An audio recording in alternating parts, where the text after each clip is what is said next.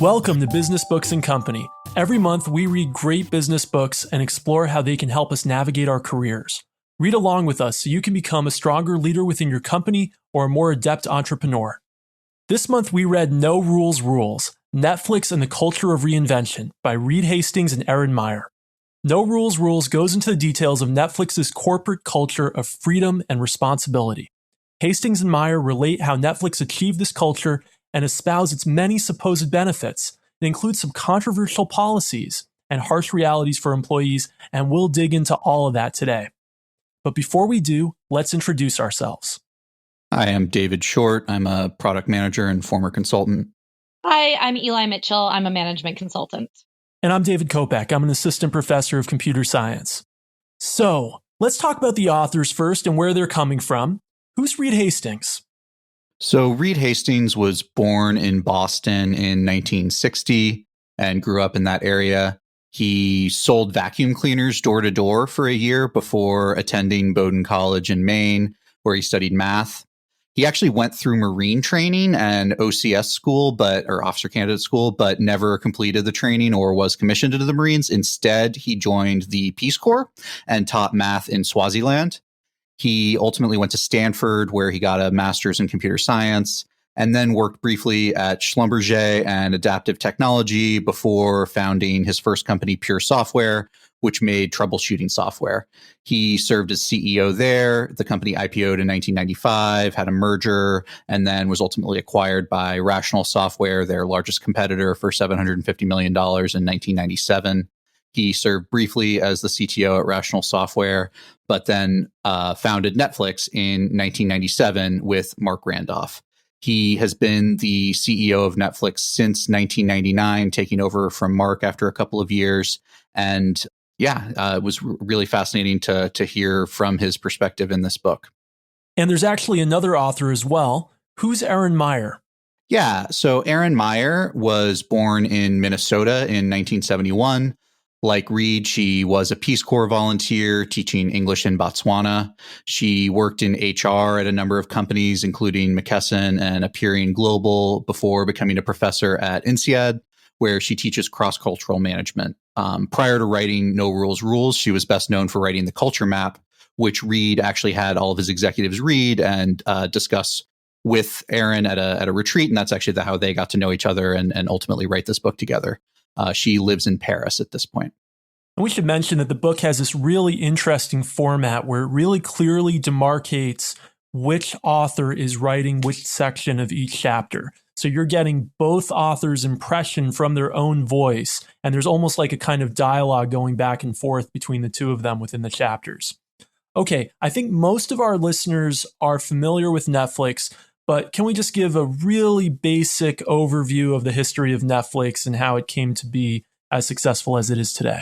Yeah, sure. So Netflix is the most popular subscription streaming service in the world with 195 million paid subscribers. It was founded in 1997, originally as a DVD rental by mail company by Reed Hastings and Mark Randolph. In the spring of 2001, the internet bubble popped and they were actually forced to lay off 1/3 of the workforce, a seminal moment in the cultural progression that we'll discuss more later, I'm sure.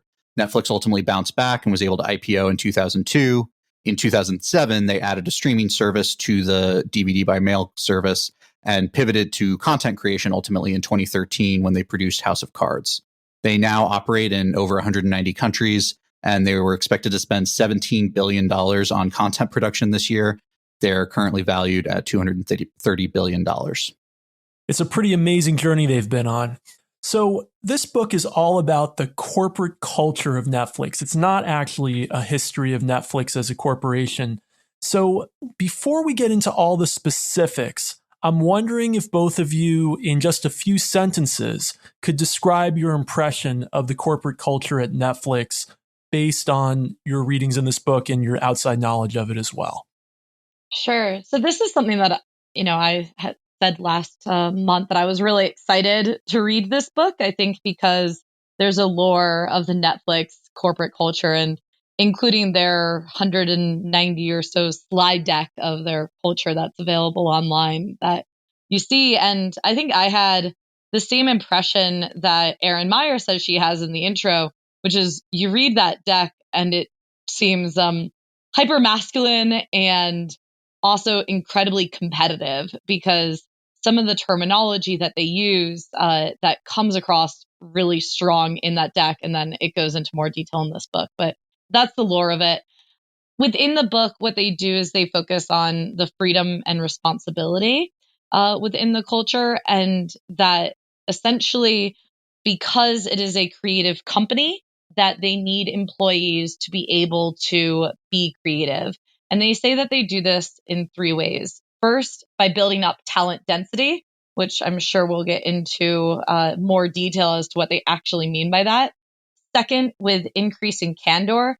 And then finally, by reducing controls. And the book actually goes through kind of these three themes in increasing detail. So it's just, how do you initially build up talent density and increase candor and remove controls, such as high level controls?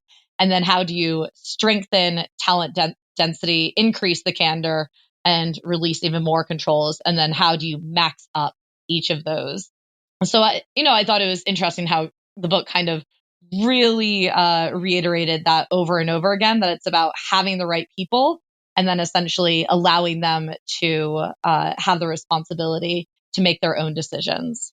Absolutely. So let's start with talent density, because there's certain prerequisites that we need, as you said, Eli, to get to that point of giving employees freedom and responsibility. And the first is talent density. What is talent density?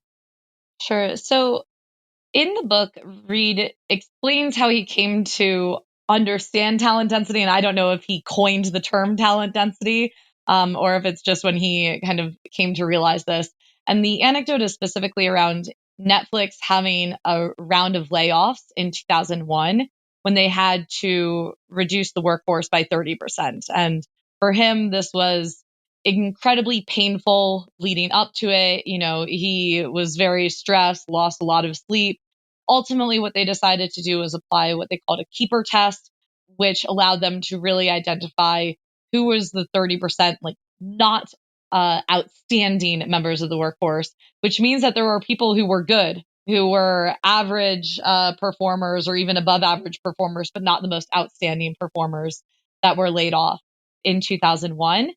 And then what happened was they realized a few months later, even though they had 30% fewer employees, they were actually being more productive and they had better outcomes. And Reed and the CHRO came to identify that this was talent density because they had a stronger group of individuals in the organization who really fed off of each other, I think is what they emphasize here. Is if you have a group of really, really outstanding people, they're all going to raise each other up, rather than having the team where, there's one low performer on the team, the manager has to spend all of their time with that low performer. The other people on the team become discouraged, seeing like that person makes as much money or something as them. So the idea of talent density is get a group of really, really high performers and just set the bar high so that everyone performs at the top of what they're able to do. But how do you get there? How do you get to this team of really, really high performers? Yeah, so there's a couple ways that he talks about the steps that the company takes to get there. One is something that Eli briefly brought up, that idea of the keeper test. The keeper test is really the concept that would you fight to keep this person if they were to say they were going to leave? And if the answer to that is no, then you should offer them a generous severance and send them on their way. And so if they're not so good that you're going to fight to keep them, then you need to get rid of them now, because that's how we keep that really high talent density. The second step is compensation. And so they do a big push around paying top of personal market.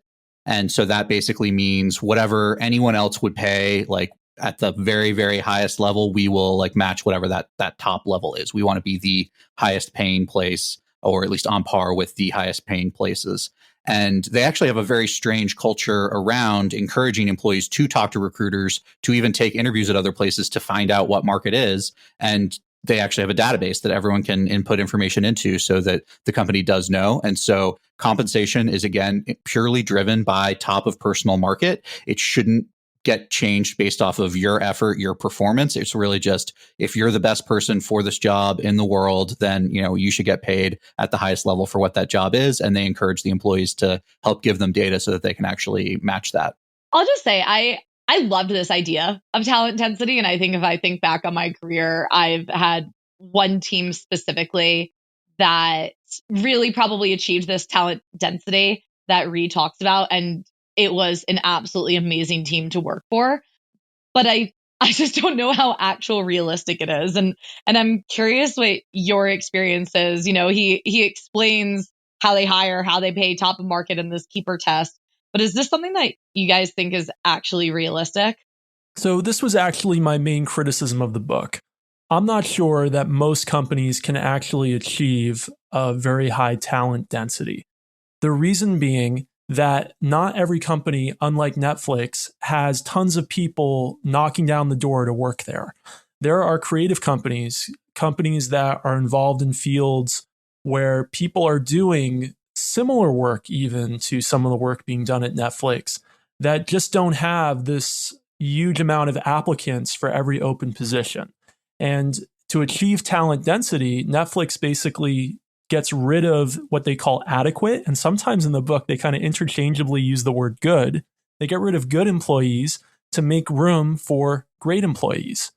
But if you're not getting a lot of applicants to begin with, or enough qualified applicants, let's say, to begin with, then you can't afford to be getting rid of your good employees because there might not be great employees waiting to take their places.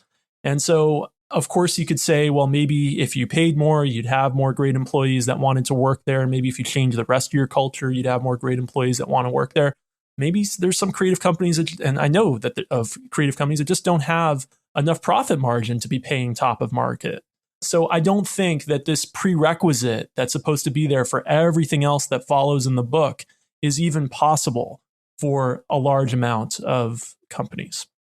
I definitely agree that it is not realistic to say that every company can act in this way. And Kopec already mentioned that he does qualify it and say there are obviously certain areas where, if you're like a manufacturing plant, areas where you need to have very low defect levels, then this kind of an approach doesn't work. Although this is less focused on talent density than the freedom and responsibility that Eli was talking about previously.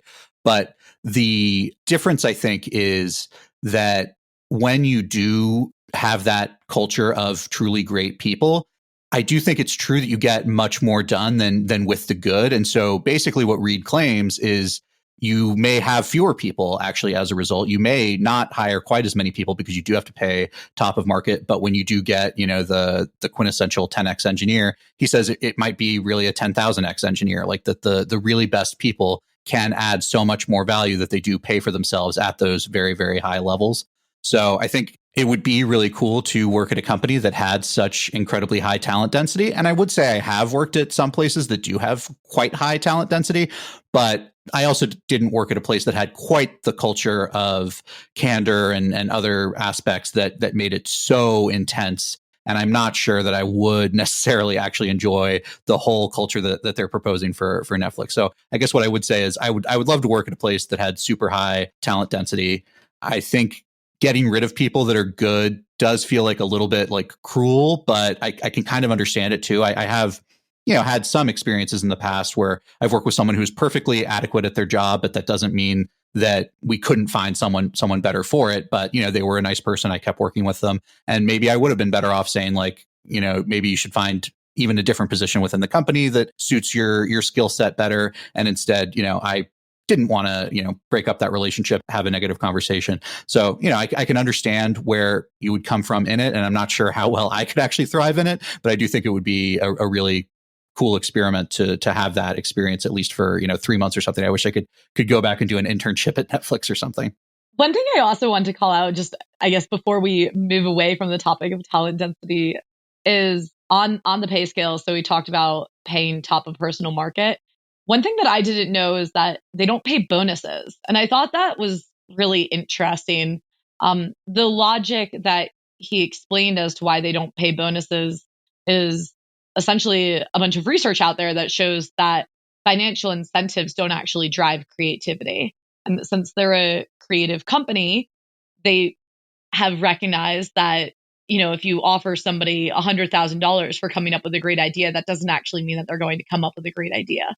So they use compensation to ensure that people are comfortable, to ensure that people come there and want to work there, and then that they're not distracted by their compensation or their finances, but that they don't actually use it to incentivize innovation. And that was something that I will say I've actually been exposed to the research that was referenced there once, but I've never actually heard of it being used in reality, because I think that most companies are just so tied to having to pay bonuses. Yeah, I thought that was very interesting too. And honestly, maybe one of the only companies I've ever heard of that doesn't seem to have bonuses at all. Although I do wonder if that's fully true. I especially am curious about some of the movie production and stuff like that. If they do give any incentives to actors. I know that ultimately Netflix owns it, and so it's not like the same structure of like traditional Hollywood. So I guess maybe even in those cases, it really is just they pay top of personal market. If you made $50 million on your last movie, we're still going to pay you that $50 million, but we're not going to actually structure it in like a bonus based way. It's just a fixed thing. I think they do pay equity as part of the compensation also. So in some ways, given the incredible growth of the stock price, people have kind of gotten like some degree of a minor bonus, assuming that they held the equity, I guess. Let me blow both your minds. We don't just not have bonuses. We voted away our own performance-based raises. So we no longer have raises based on performance. As a faculty senate, we got rid of them. Wait, what was the vote? It was like a huge margin, like the majority, and almost all of our votes are almost unanimous. But anyway, it's kind of a one-party state. But we voted, we had a vote like, do you want to still have performance-based raises? And we voted no. We no longer want to have performance-based raises. I'm not going to tell you how I voted, but you could probably guess. So you just have cost of living raises? Yeah, pretty much. I mean, so it's the idea is that like, who is to say who's really like deserving of more of our limited pool of money? And not that, in education, money's been tight the last few years anyway. But the thinking was just that like everyone deserves it. Who's to say who's doing a better job than who? So, well, look at you. You're well on your way to being like Netflix, because they also don't do performance-based raises, right? Right. Yeah. All right. So we've talked a bit about talent density. Now let's talk about candor. Now, candor is the next element that you need as a prerequisite to eventually get to a culture of freedom and responsibility. And I think we all know what the word candor means, but what does Reed mean when he talks about candor? So I feel like I just need to say here that to answer the question, what he means is essentially making sure that you are giving feedback, that you are giving actionable and helpful feedback. He actually talks about the 4 A's of feedback, with aim to assist and actionable as the feedback that you give. And then when you receive feedback, that you appreciate it and you accept or discard it. And I think that's what he's getting at with candor. But the reason that I wanted to jump in here is because I felt like all of this made sense as I was reading the book. And I was like, oh yeah, it would be great to like get that feedback right away and that it's actionable. And then throughout the book, they would have examples of, quotes from meetings. Erin Meyer shared examples of things that people said to her directly as she was doing interviews and presentations at the company. And they would use example emails. And basically every single time I read one of those, I was like, oh my God, that is so harsh. It just like starts the email off of, I attended your presentation yesterday and you really did not land the message. There was no like, I thought that like this part was helpful, which I guess, at the end of the book, they talk about cultural mapping. So I guess me as an American, I want to hear more of the 3 positives for every negative in the feedback. But one thing that was helpful in the book was all of the examples that they provided. And I was just really shocked at the candor in each of those examples. Yeah, I found it interesting. I think I do appreciate candor and I do appreciate critical feedback, but I do think it's really hard to create a culture where everyone's going to feel comfortable in this. And so I don't know. I think it's interesting that Netflix seems to have managed to create this culture where people really do feel comfortable giving, read very critical feedback, in person, by name. And I think it's an interesting way to work, but I'm not sure how realistic it is for like every kind of company. So I think a lot of people are going to be really uncomfortable in this situation of, having so much critical feedback coming at you. For me personally, have been the most appreciative when bosses have given me like direct critical feedback shortly after a meeting about how I could have done better.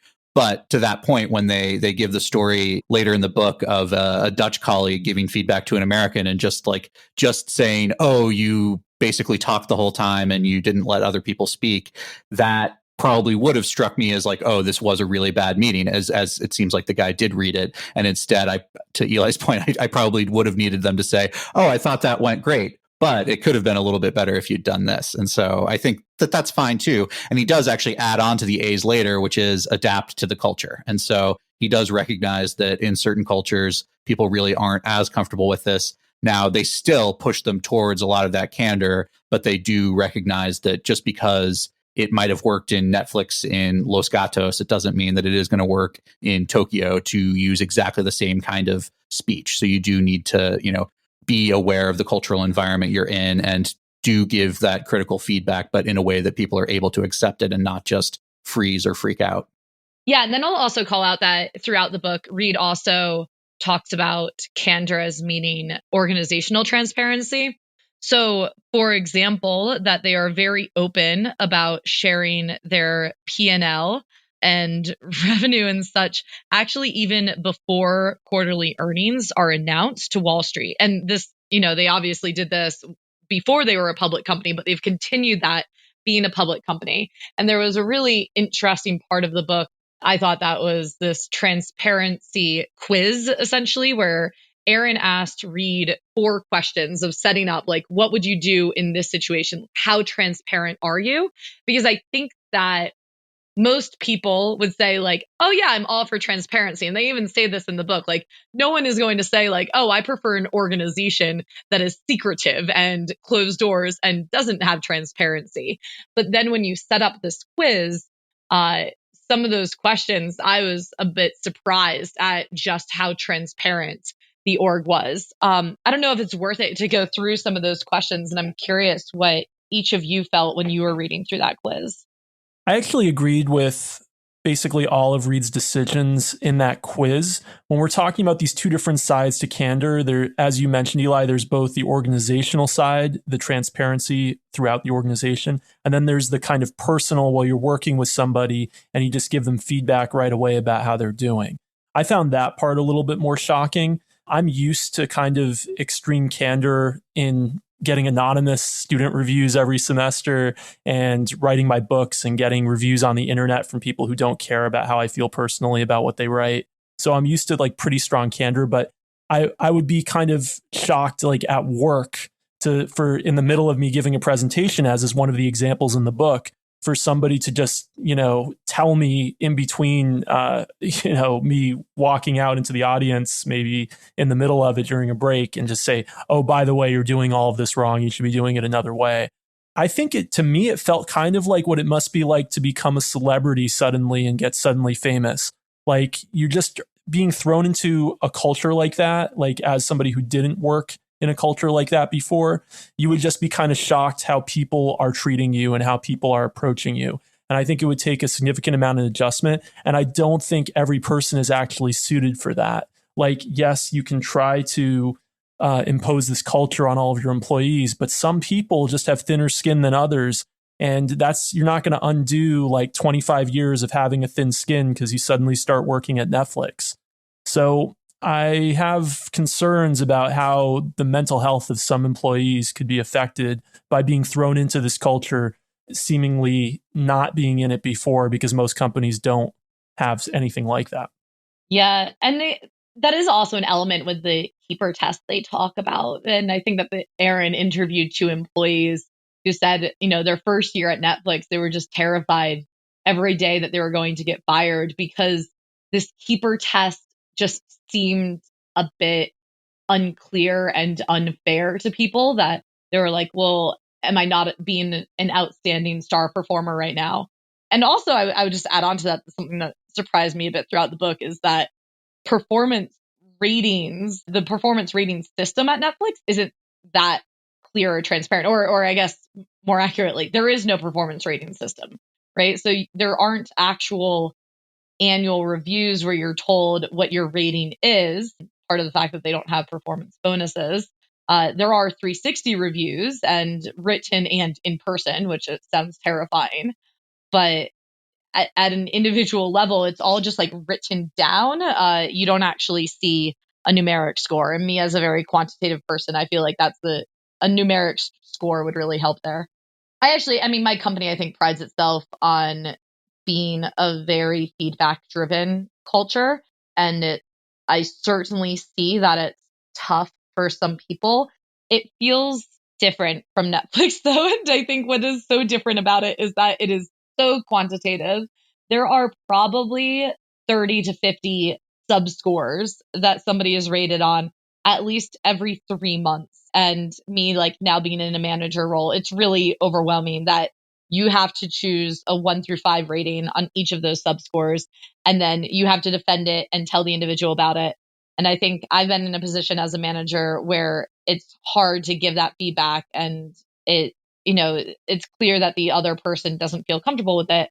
I've also received it. And I am laughing because during COVID, I've been working a lot with a European team that is so direct in how they give feedback. Like my first day of working with this new European partner that I'm working with, she basically called me up and was like, that email that you wrote, like, that's terrible. That wasn't written to be helpful for me. That was written for you. You can't send me things like that.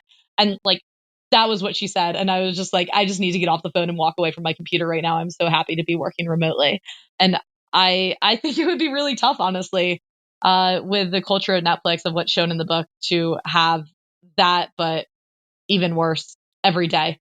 But I guess the people that are there do seem to appreciate it. The biased selection of people who participated in the book seem to appreciate it. So we don't have some kind of empirical study here to see if most employees really appreciate it. But no, I agree with all your points, Eli. Absolutely. Yeah. We do have the data on attrition, though, which was apparently actually lower than other companies, but they are also paying top of market. So that could be that people don't like the culture, but they like the really good pay. And that's the reason why they're keeping them. But it is at least one data point to indicate like people aren't, actually leaving at faster rates. Mm-hmm. We would need to run a regression. Okay. So we've talked a little bit about...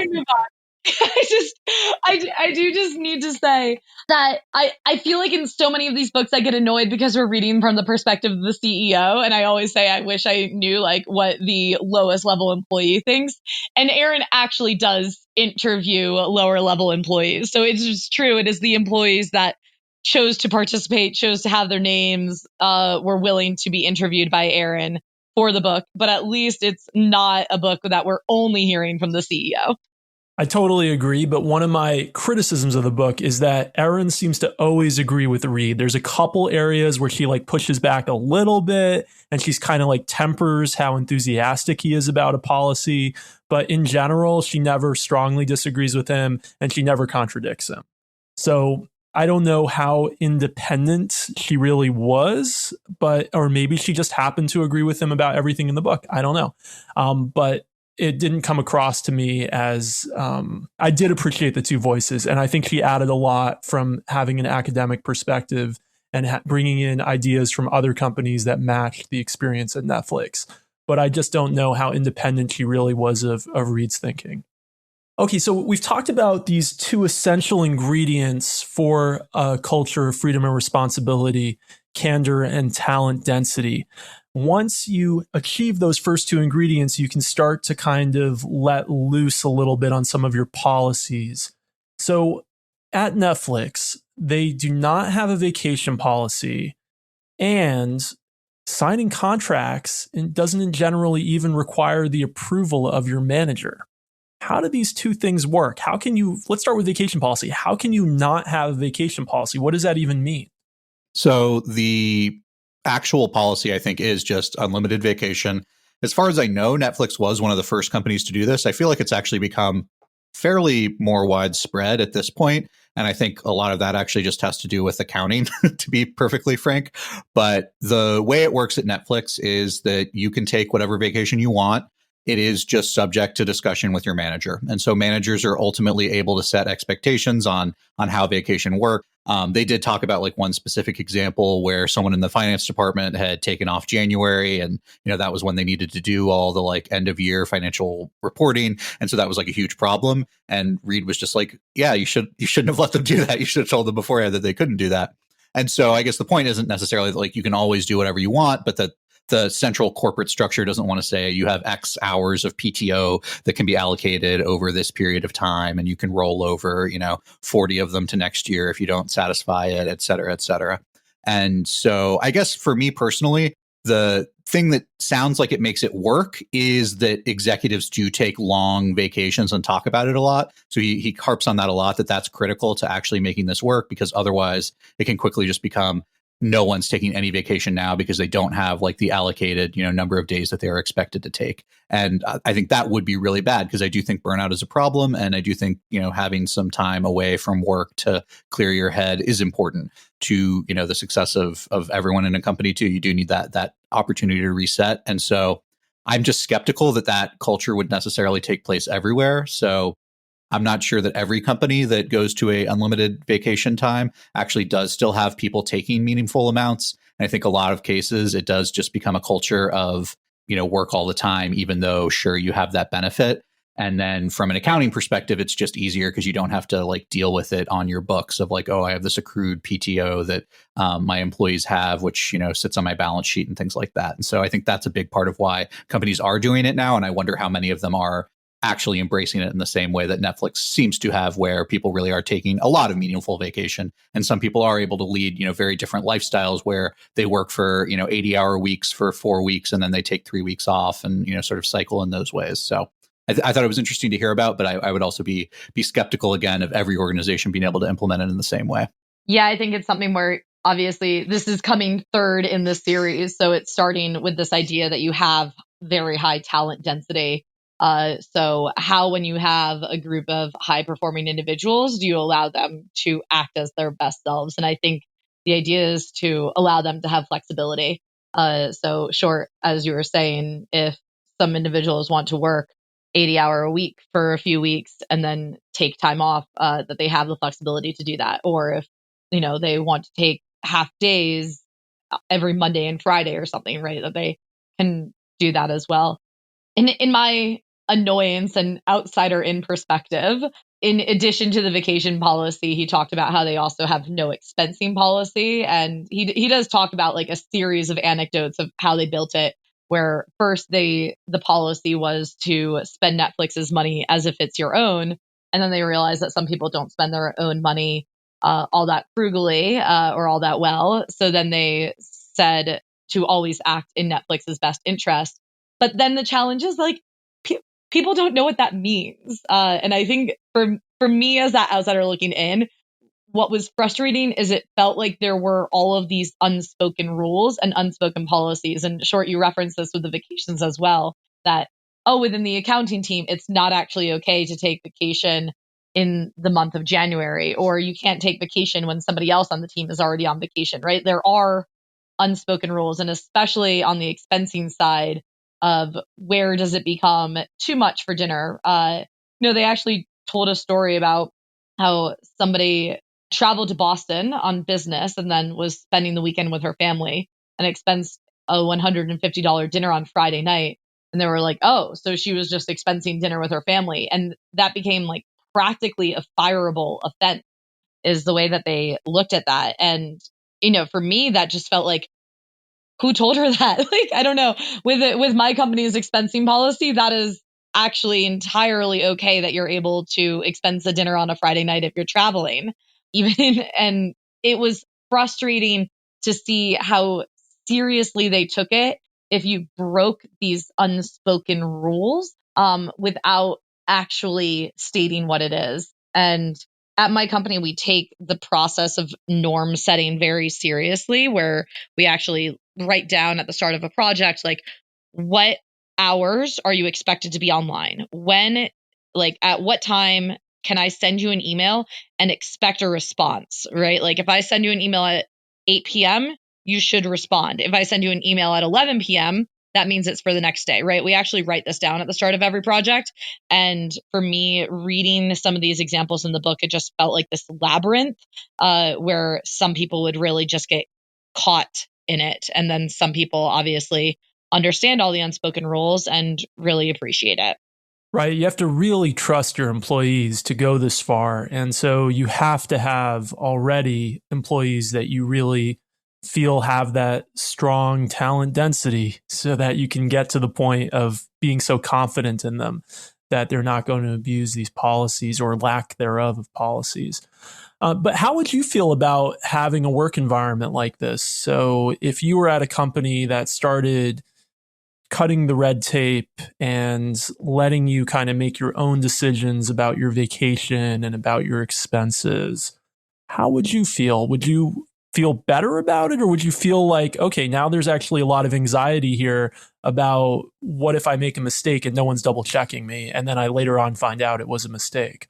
I mean, I think for me personally, I do prefer flexibility. I've dealt with like corporate cultures that had like very explicit policies about you could spend, X dollars, based off of Y reasons, and then you can fly at this rate for this reason, and which hotel class can you stay at. And it was sometimes really frustrating and annoying where like all of the hotels in that class were sold out and I had to get like special dispensation from like someone several levels above for like something that was completely out of my control. And it's just like, I definitely need to be at the client that day. I need to be at this hotel, and like, I shouldn't be spending more than I have to, but on this particular day, I do need to spend more than the policy. And the fact that there's all this bureaucracy seems pretty pointless, and it could easily be checked on periodically. And so that was the part that I thought made sense, is that basically they just have finance audit 10% of expenses. And sometimes they do ask people to like explain why, certain crazy expenses took place, but otherwise they trust people to do a good job. I guess I would say that Eli's point around the $150 family dinner, honestly, to me, that did seem crazy because it was $150. Like, I don't think it was that she spent money on dinner. It's that she spent $150 on dinner, where she was probably paying for her family to have dinner, which is clearly not like what your corporate expense account is generally, expected to be allowed to do. So maybe at your company, it is different. And like, that's great if you have that. But I think $150 on yourself for one meal does seem like a lot. And again, it's like, I've been in cultures where when you take clients out and stuff, there may be like fancy dinners that take place, but that is, again, quite different from, your family. Yeah, my company has a very generous expense policy, I'll say. Should I say that? I go back to your question. I do think that I've been in this situation maybe once, and it was actually when I was on that really high performing, high talent density team that I referenced earlier. Even though I was working at a large corporation, my director allowed a lot of flexibility with the team in ways that he could, which was especially around vacation. And at the time, I was actually doing a business school program, which most people can't believe that I was doing, where I worked for 3 weeks a month and then I went to business school for 1 week a month, like full time for that 1 week.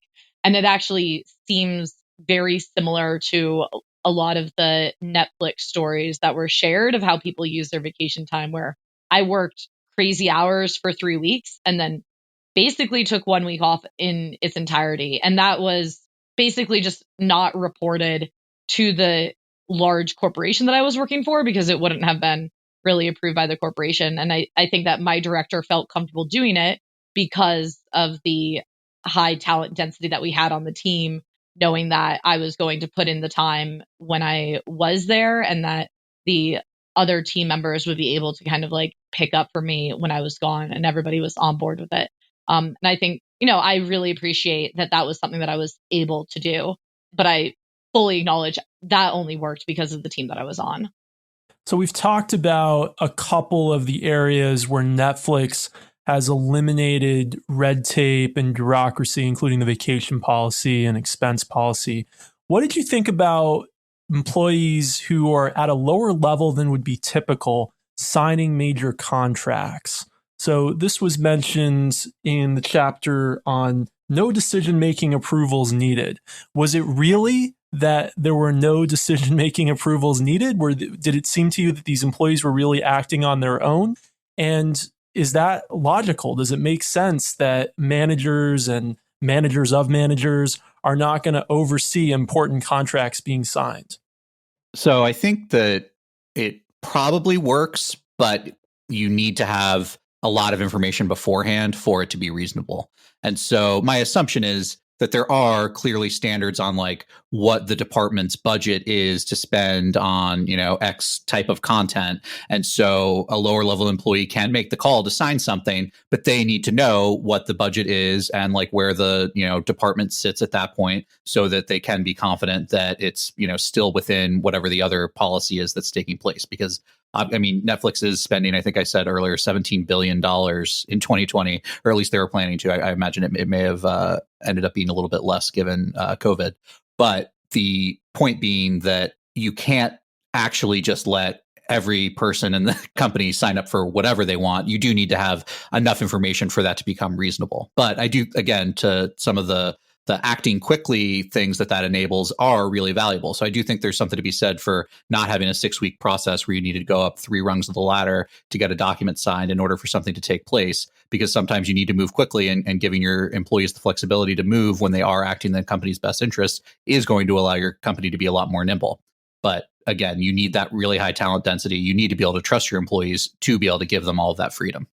Yeah, I think that chapter kind of started with that anecdote of one employee who experienced that before Netflix, of having a high urgency consulting contract for $200,000 that required like 20 different sign-offs at the company that she was in.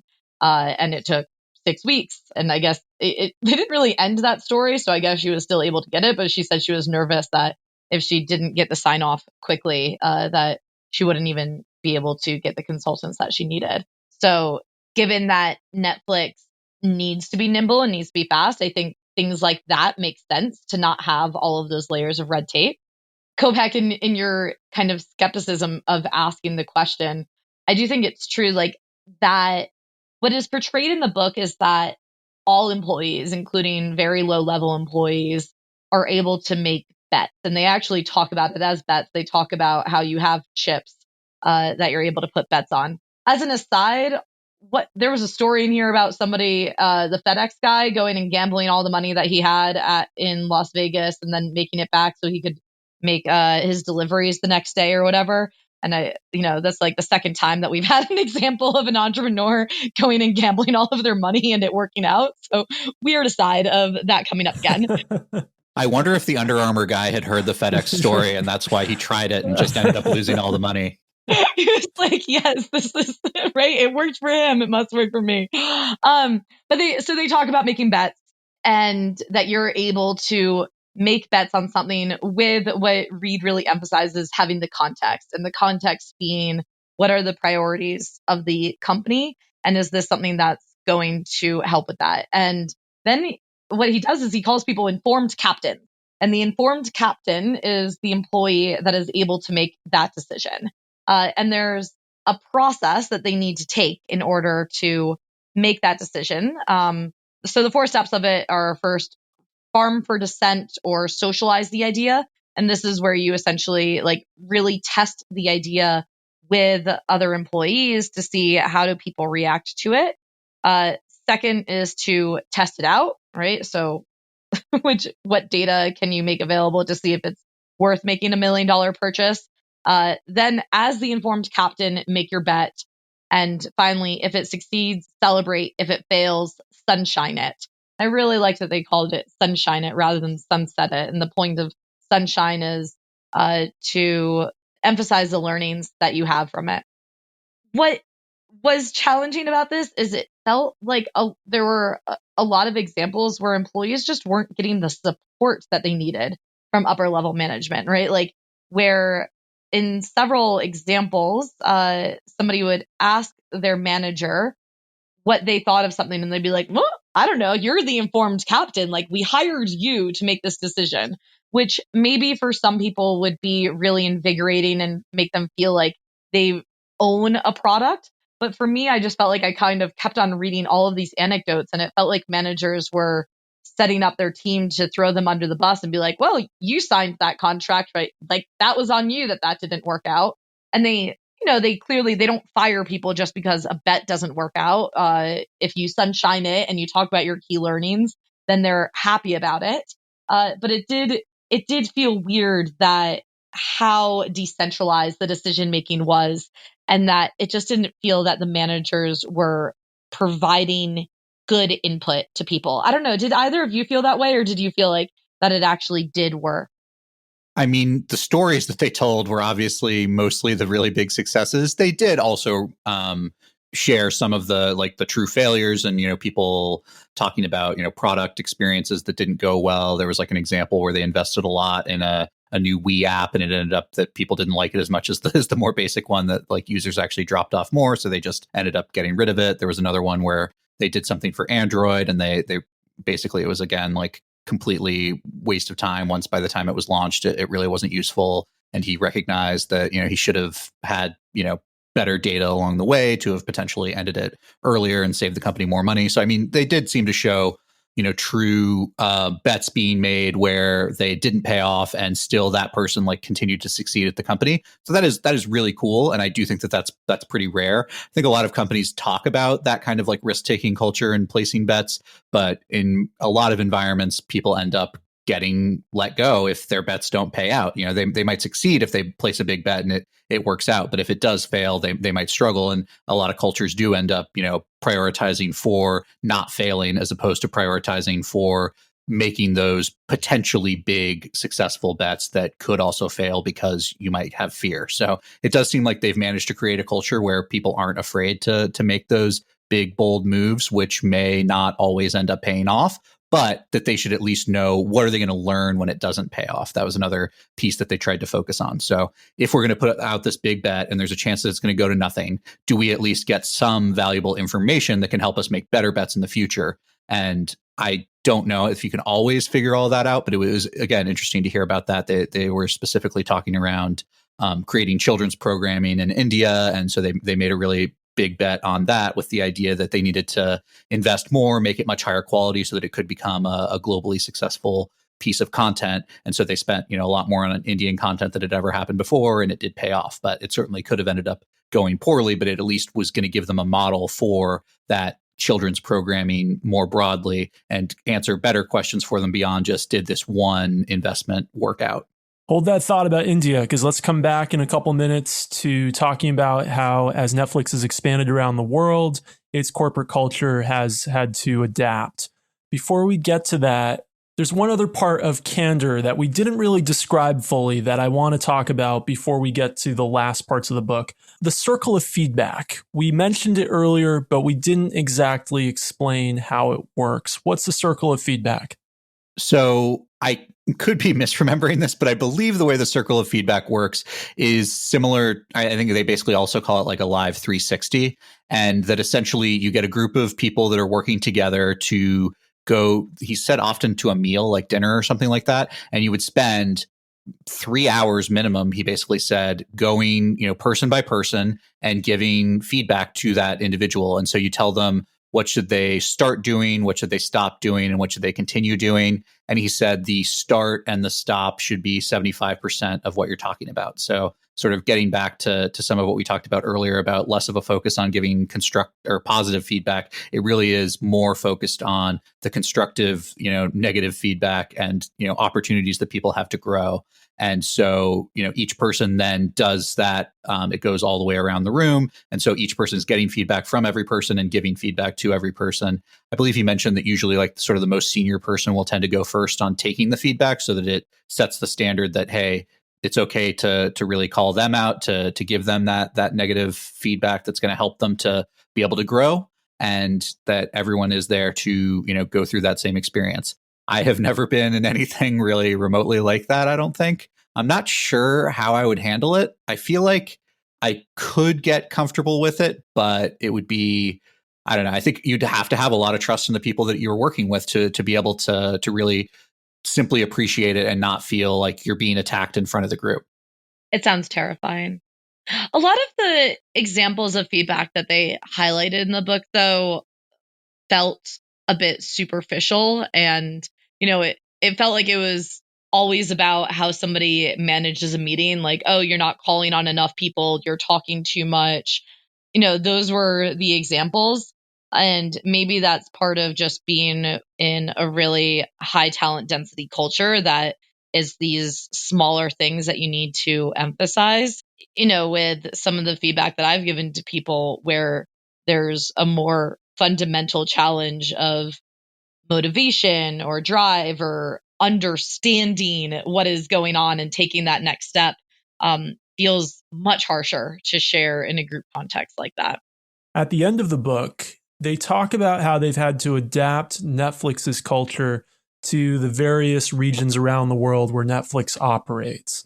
And there's this whole idea of culture maps, which actually comes from another book by Erin Meyer that looks at different nations and how their national cultures can be compared and contrasted with one another. So tell us a little bit about how Netflix has been adapting the corporate culture that we've been talking about so far to the various places that it operates, and what kind of regional changes it's had to make. Yeah, so this was interesting because I would actually say that I'm a skeptic of culture mapping, and talking about how culture differs across countries. And it's just something where I'm always skeptical of when somebody's like, oh, they're going to be like so much more direct in Israel because of the culture. And I'm like, isn't it individuals? Like, what if this is culture? And this is having done an international MBA, and my classmates are probably listening to me being like, you learned nothing during this program. But what Erin helped Netflix do was look at, and in the example, they show 7 examples of culture. So for communication, for example, low content to high content, evaluation with direct negative feedback to indirect negative feedback. And then they show country by country where they are on this scale. So for example, the evaluating with direct negative feedback, Netherlands is all the way to the left with direct negative feedback.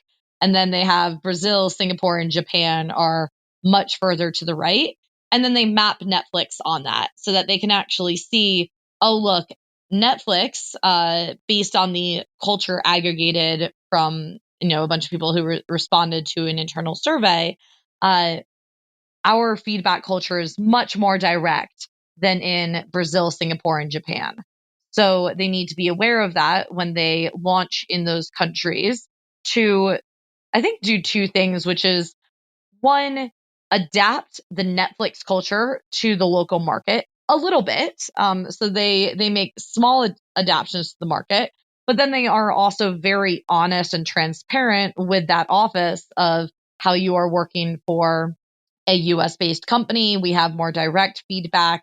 Also, Netflix culture specifically has more direct feedback, and teaching them and giving them examples and showing them how they can give feedback more directly. And I think that there were some good examples of showing how they've done that, and how they've gotten, some of the colleagues in the Japan office to understand how it is okay to give feedback to their managers, so that they can continue to have the Netflix culture within those offices. So I think it just showed a high awareness of some of the challenges that they have taking this culture global, but that they're not trying to abandon the Netflix culture and adapt to the local context always. All right, let's talk about the book in broad terms now that we've gone into a lot of the specifics. So, first, let's talk about the pretty unique format of having each of the authors clearly demarcate the sections of each chapter that represent their voice. What did you think about that unique format? Did it add to the book for you, or was it kind of repetitive? I loved it. That was a part of the book, not saying to the book as a whole, but that structure I really liked, because I felt like, and I think we've referenced this already, but Reed was obviously giving the insider's perspective of Netflix, and all of the reasons that he thinks it's been successful. Then Erin would jump in with her examples from the interviews that she had heard, as well as often some academic examples. Kopek, I do agree with you that I think Erin was very skeptical up front in the intro for the book as a whole, but then throughout more sided with Reed and showed how the academic research actually supports what he's saying. And I think she showed some skepticism of, oh, I was worried about this, or like, when you talk about candor, do you really mean being that transparent? And like, oh yes, he really does mean being that transparent. So I think she showed some skepticism, but then generally came down on the side of that this is something that makes Netflix specifically special. But I thought it was really helpful to kind of get both sides there, get the examples, get the academic research, and a whole lot of anecdotes throughout. I really liked it too. I often find it frustrating when there are co-authors with like a founder or, the subject of a book, because you can kind of see when it's the co-author and when it's the original, founder. But I really liked the fact that you could actually transparently see it. They showed you who was writing what. I think in the Kindle edition, at least, there is like one mistake where they put Reed's face on something that was definitely written by Erin. So if the editor is listening, feel free to reach out to me and I can give you the page number. But I thought it was a really cool system. And I honestly really liked the way that she was asking questions of Reed in the book, because a lot of them were ones that I might have had. And I feel like we might not have gotten there if it was just him writing it himself. I'm not sure if we would have heard him saying like, this doesn't work for everyone, right? Like he does say that explicitly. And I wonder if he would have focused on the fact that, if you're working in healthcare, you're working in manufacturing, things where you need like perfect quality, that you cannot give all this freedom. And so I really do think that the structure was good and something that I would recommend, other authors or, co-authors trying to do in these kinds of situations to really show who's writing what. I thought it was really interesting and I really enjoyed it. Yeah, and as I mentioned earlier, I like the format as well. And I thought the fact that it was kind of a dialogue between the two of them kept your interest, and it kind of added a lively aspect to the prose. Okay, is there anything about the book as a whole that we missed? Is there anything that we should have talked about earlier on when we were talking about specifics? I think we might have touched on it briefly, but one thing I thought was really interesting was this concept that Netflix is a team and not a family.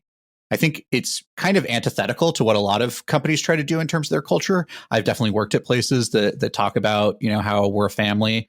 And I think it's always true that you're not actually a family. You are working together. There is a possibility of being fired. I am not able to, fire grandma. And so it really is different when you are working together than, a true family. And so I thought that idea of sort of a professional sports team as the way that Netflix thought of themselves, there are going to be great people that are there and they're all working together, but it's, going to be for the period of time where they are the best at doing what they are, and people may move on in the future and they should be celebrated for, the work that they did, on the way out. But that doesn't mean that like we're a true family where, people can just stick around no matter what. So I thought that concept of team, not family was really interesting.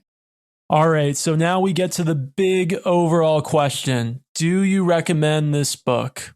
And why don't you answer the other question that we always associate with that too at the same time?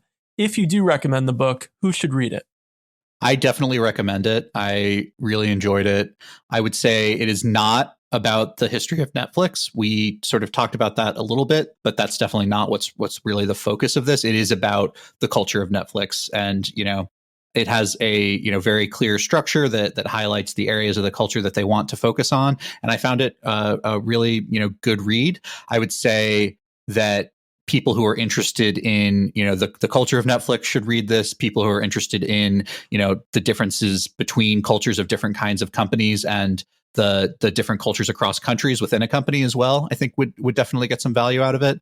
And, frankly, anyone who wants to read a good business book, I really enjoyed it. And I thought it was relatively unique in the structure. And so, weth reading, even if, Netflix itself is not something you're especially passionate about.